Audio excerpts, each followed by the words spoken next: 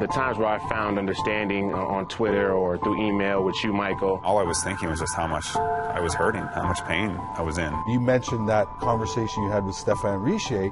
You created safety for him. I found out the impact that my words could have. I always thought, who would ever care about my struggles? My name is Michael Landsberg.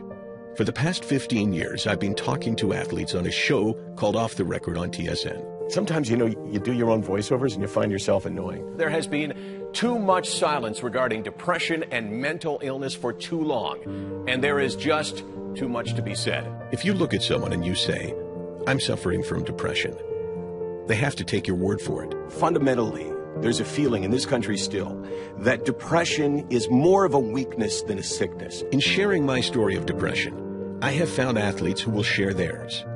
Athletes who, while living in the world's most intense spotlight, have at the same time struggled to find their way out of the darkness. There was something wrong with me, but I was dealing with it completely alone. You could be this, you could be that, but I didn't feel great inside. I know what it is to be down low and not feel good about yourself. Mental illness and mental toughness have nothing to do with one another. Deep inside, I knew I wasn't happy. I never felt really comfortable on the ice.